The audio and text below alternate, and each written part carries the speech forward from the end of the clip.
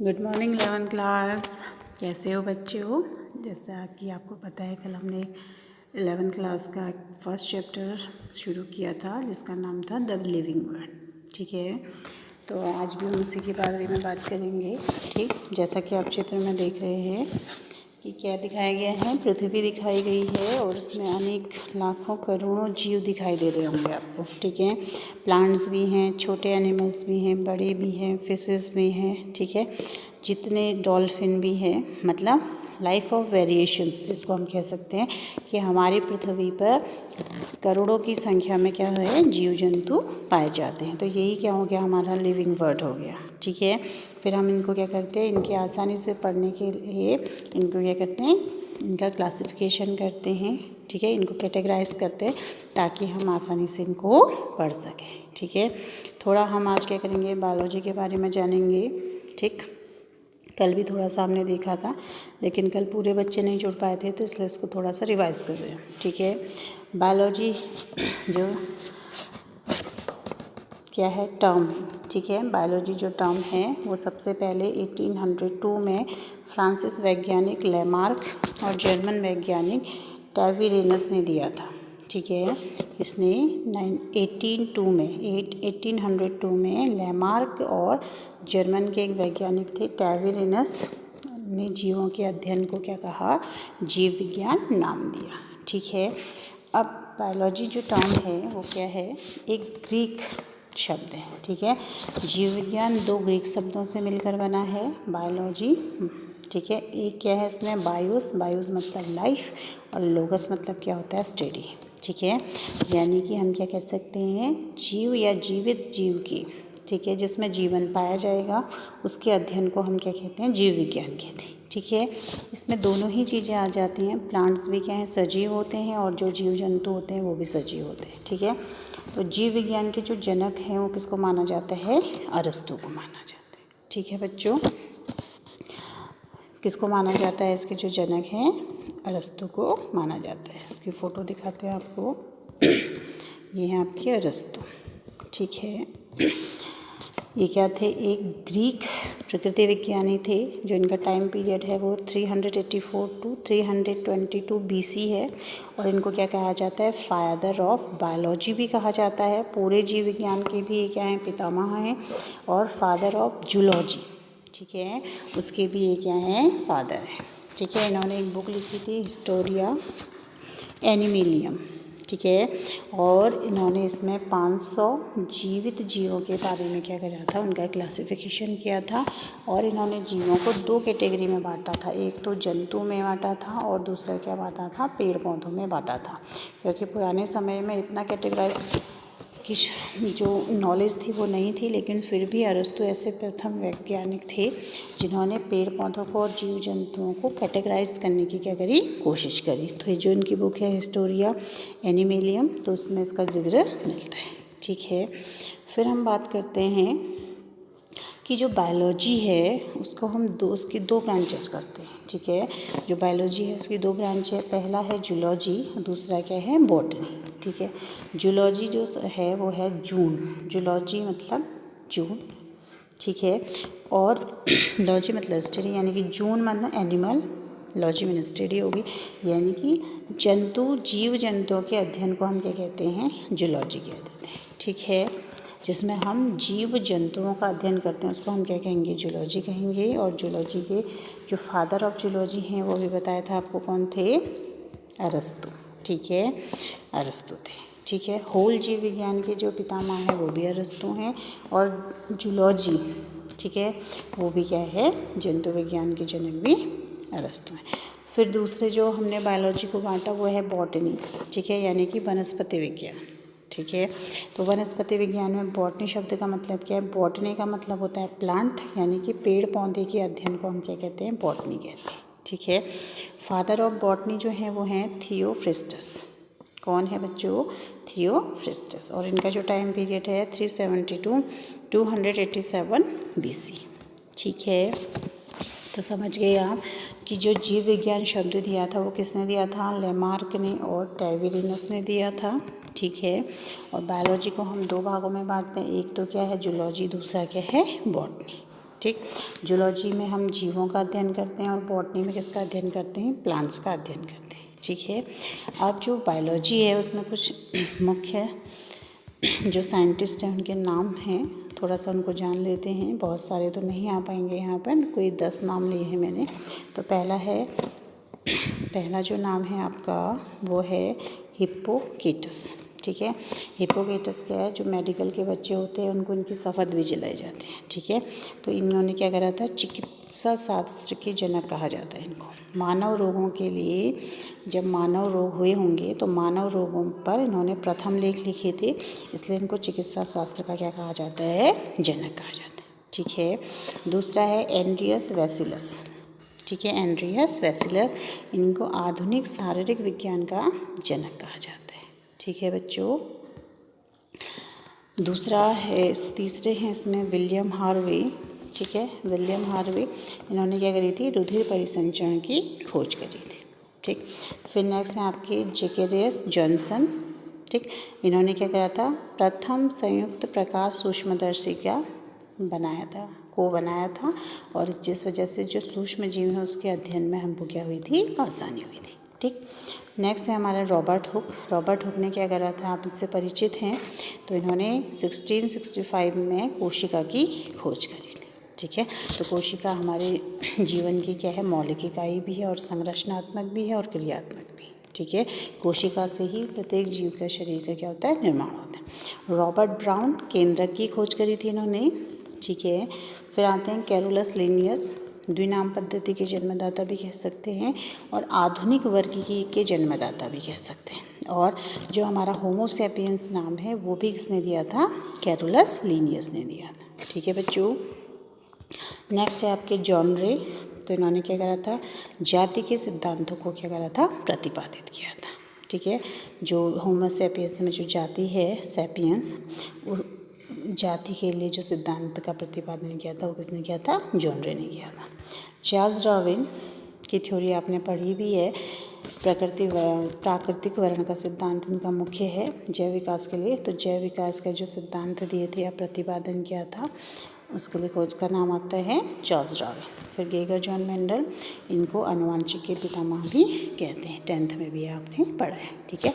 तो ये आपके 10 साइंटिस्ट हो गए, ठीक है।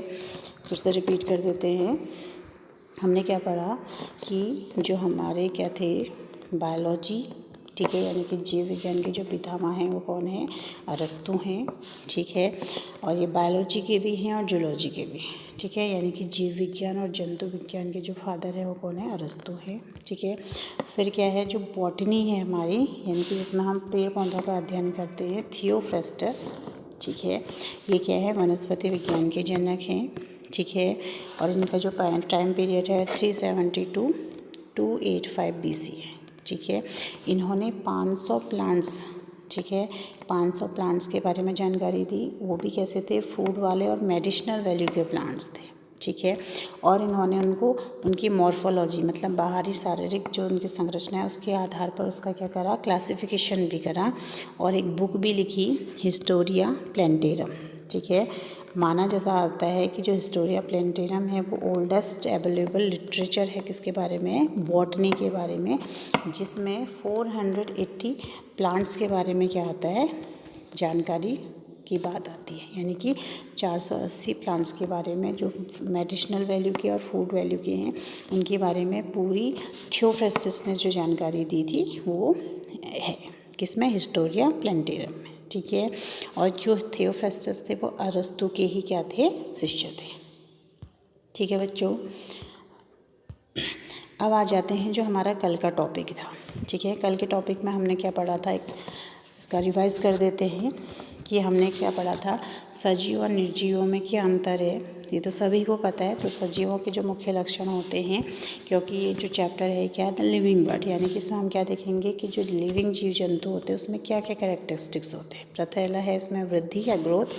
तो आपने देखा होगा कि सभी सजीवों में क्या होती है, वृद्धि होती रहती है। पहले हम बच्चे होते हैं, फिर बड़े होते हैं, फिर वृद्ध होते हैं और एक दिन फिर हमारी मृत्यु हो जाती है ना। तो लेकिन जो प्लांट्स होते हैं उसमें लगातार जीवन पर्यंत क्या होती है, कोशिका विभाजन के थ्रू वृद्धि होती रहती है। लेकिन ह्यूमन बीइंग्स और अन्य जानवरों में क्या होता है कि निश्चित समय के लिए वृद्धि होती है, ठीक है। तो पहला कैरेक्टर क्या हो गया, वृद्धि। दूसरा क्या हो गया, प्रजनन, यानी कि जो जीव जंतु होंगे वो अपने ही जैसे संतति को क्या करते हैं, जन्म देते हैं। और कुछ जीव अलैंगिक जनन द्वारा अपने जैसे संतति उत्पन्न करते हैं, और हायर जो जीव जंतु होते हैं वो लैंगिक जनन द्वारा करते हैं, ठीक है। लेकिन जो निर्जीव चीज़ें होती हैं वो क्या होती हैं, जनन नहीं कर सकते हैं, ठीक है। नेक्स्ट जो इम्पोर्टेंट है वो है उपापचय, ठीक है, यानी कि जो भी मेटाबॉलिज्म हो रहा है हमारे शरीर में, ठीक है, अपचय की क्रिया हो चाहे उपचय की क्रिया हो, ठीक है। उपचय क्या है, एक निर्णात्मक जिसमें कि प्रोडक्ट बनता है, जैसे प्रकाश संश्लेषण में है, ठीक है। और श्वसन में क्या होता है कि उसमें टूटता है, ठीक है, ग्लूकोज का मॉलिक्यूल टूटता है और एनर्जी देता है। यानी कि जो उपापचय की क्रिया है उसमें क्या हो रहा है, प्रोडक्ट बनते भी हैं और टूटते भी हैं, जिनके फलस्वरूप एनर्जी उत्पन्न होती है, जिसका हम उपयोग अपने दैनिक कार्यों के लिए करते हैं, ठीक है। नेक्स्ट है हमारा गति, ठीक है। गति क्या हुई कि प्रत्येक जंतु एक स्थान से दूसरे स्थान में जाने के लिए क्या करता है, गति करता है। लेकिन जो पेड़ पौधे होते हैं वो गति नहीं करते हैं, ठीक है, वो एक जगह पर स्थिर रहते हैं, लेकिन उनकी टहनियाँ क्या करती हैं, हवा के माध्यम से हिलती हैं, ठीक है। तो थोड़ा बहुत गति वो दिखाते हैं, लेकिन हमारी तरह वो चल फिर नहीं सकते, ठीक है। फिर आपका पोषण, तो जितने भी जीव होते हैं, जीवित जीव होते हैं, वो अपने दैनिक कार्यों को करने के लिए उनको ऊर्जा की आवश्यकता होती है, इसलिए वो क्या करते हैं, भोजन करते हैं, ठीक है। तो पेड़ पौधे क्या होते हैं, अपना भोजन स्वयं बनाते हैं, तो वो स्वपोषी हो गए। और ह्यूमन बींग्स और अदर जंतु जो पेड़ पौधों से भोजन लेते हैं वो क्या हो गए, आपके विषमपोषी हो गए, ठीक है। नेक्स्ट आता है आपका उत्तेजनशीलता। तो उत्तेजनशीलता में क्या होते हैं, ये सजीवों का क्या है, विशिष्ट गुण है, ठीक है, कि हम अपने वातावरण से क्या रहते हैं, कनेक्ट रहते हैं, ठीक है। और कुछ पेड़ों में भी क्या देखा है, प्रकाश की ओर मुड़ना, ठीक है। या जैसे किसी कमरे में क्या रखा है, खिड़की पे गमला रखा है, बाहर से धूप आ रही है, तो उसमें जो गमले में प्लांट होगा वो क्या होगा, प्रकाश की ओर मुड़ जाएगा। तो उनमें भी क्या होती है, उत्तेजनशीलता पाई जाती है। छुई मुई का प्लांट है, उसको अगर हम हाथ लगाएंगे तो वो सिकुड़ जाता है, ठीक है। तो कहने का मतलब है जो जंतु होता है या जीव जंतु होते हैं वो प्रकाश, ताप, ठंड और स्पर्श के आदि क्या होते हैं, संवेदनशील होते हैं, ठीक है। फिर एक कोशिका संरचना, ठीक है। तो सभी जीवों का जो शरीर है वो किससे बना है, कोशिकाओं से बना है। और कोशिकाओं से ऊतक बनते हैं, ऊतकों से हमारे अंग बनते हैं, और अंगों से मिलकर शरीर बनता है। तो ये कोशिकीय संरचना हो गई, जो क्या है, जीवित लक्षण है एक। फिर है आकृति और आकार, ठीक है। तो सभी सजीवों का क्या होता है, एक आकृति, निश्चित आकृति और आकार होता है ना। डॉगी क्या होगा, अलग आकृति का होगा, बिल्ली अलग होगी, ह्यूमन्स अलग होगा, कौवा अलग होगा। तो हर किसी जीवित जो जीव है, पेड़ है, कोई भी जीवित जीव है, ठीक है, पेड़ से लेकर जितने भी जीव जंतु हमारी पृथ्वी पे पाए जाते हैं, तो हर किसी का आकार क्या होता है, अलग अलग होता है, ठीक है। फिर है निश्चित जीवन चक्र, ठीक है। तो क्या है कि जो भी जीव जंतु पृथ्वी पर पैदा होगा एक निश्चित समय के बाद वो क्या होता है, मृत्यु को प्राप्त होता है। तो इसको क्या बोलते हैं, लाइफ स्पान बोलते हैं। यानी कि किसी जैसे डॉग है उसका जीवन चक्र अलग होगा, पेड़ है उसका जीवन चक्र अलग होगा, जैसे गेहूँ चावल है उनका जीवन चक्र केवल 4 महीने का होता है, और किसी पेड़ का 100, 200, 4-5 हज़ार का भी हो सकता है, ठीक है ना। तो यानी कि उनकी आयु क्या होती है, निश्चित होती है, उसके बाद वो क्या हो जाते हैं, मृत्यु को प्राप्त हो जाते हैं, ठीक है। फिर आपका स्वनियमन और समस्थापन, ठीक है। तो क्या होता है कि बाह्य और आंतरिक कारकों से भी जीव जंतु क्या होते हैं, प्रभावित होते हैं, ठीक है। और वो क्या करते हैं, अपने और वातावरण के बीच सामंजस्य स्थापन करने को कहते हैं, जिसको ही हम स्वनियमन और संस्थापन कहते हैं, ठीक है। नेक्स्ट है आपका विभिन्नताएं, ठीक है। विभिन्नताएं क्या हुई कि माता पिता से जो संतति प्राप्त होती है उसमें कुछ ना कुछ विभिन्नताएं होती हैं, ना तो वो अपनी एग्जैक्ट कॉपी माता की होता है, ना ही वो एग्जैक्ट कॉपी अपने पिता की होता है। यानी कि कुछ ना कुछ उसमें विभिन्नताएं या वेरिएशन आ जाती है, जिससे कि वो वातावरण के प्रति क्या होता है, अनुकूलित या उसमें रहने के लायक होता है, ठीक है, या वो अपने को उसमें क्या करेगा, अनुकूलन कर लेगा, ठीक है। अब है आपका अनुकूलन। तो अभी ऊपर विभिन्नता की बात हुई थी, तो विभिन्नताएं क्या करती हैं कि किसी भी जीव को किसी भी वातावरण में अनुकूलन यानी कि रहने के लिए क्या करती है, अनुकूलित करती है। जैसे ठंड वाले लोग हैं तो वहाँ पे ऐसा अनुकूलन हो जाएगा। मछली पानी में रहती है तो मछली का अनुकूलन क्या है कि उसमें पंख पाए जाते हैं और पानी में जीवित रह सकती है, वो हम तो नहीं रह सकते हैं। और मछली को अगर बाहर निकालोगे तो मर जाएगी। कहने का मतलब है कि कोई भी जीव अपने को अपने वातावरण के अनुकूल ढाल सकता है, तभी वो क्या रह सकता है, जीवित रह सकता है। ठीक है। और लास्ट जो है इसमें मृत्यु। ठीक है। तो मृत्यु क्या होती है, एक निश्चित समय के बाद हमारी क्या हो जाती है, मृत्यु हो जाती है, चाहे वो कोई भी जीव हो। ठीक है बच्चों। तो ये क्या था आपका कि जो भी सजीवों के लक्षण हैं, ठीक है, सजीवों के जितने भी लक्षण हैं ये सारे यहाँ पे बताए गए हैं। तो आप क्या करेंगे कॉपी के लिए, तो जैसे मैंने आपको कल बताया था कि मैथ्स की तरह आपने एक मोटा रजिस्टर लेना है, क्योंकि इसमें कितने चैप्टर, आपके 22 चैप्टर हैं। ठीक है। और आप क्या करेंगे उसके फर्स्ट पेज में क्या लिखेंगे, मोटिवेशनल कोटेशन लिखेंगे, ताकि जितने बार भी आप कॉपी को देखें तो उससे आप मोटिवेशनल या मोटिवेट होते रहें। ठीक है ना। और उसके बाद डेट डालकर जो भी मैंने यहाँ पे बायोलॉजी के बारे में आपको बताया है, ठीक है, ये जो जानकारी आपको बताई है आपने कॉपी में लिखनी है। साइंटिस्टों के नाम भी इसमें और उनका कार्य लिखना है। ठीक है। उसके बाद ये जितने भी सजीवों के लक्षण हैं, ठीक है, जितने भी आपको दे रखे हैं यहाँ पे सजीवों के लक्षण हैं, इसका स्क्रीनशॉट ले लीजिएगा, तो इसको आप कॉपी में कर लेंगे आज की डेट में। ठीक है बच्चों। और जो भी बच्चे इसमें नहीं जुड़े हैं उनको आप बता दीजिए कि पढ़ाई स्टार्ट हो गई है। ठीक है, ताकि वो भी जुड़ सकें। ठीक। तो आज के लिए इतना ही, फिर हम कल इस टॉपिक में आगे बात करेंगे। ठीक है बच्चों, थैंक यू।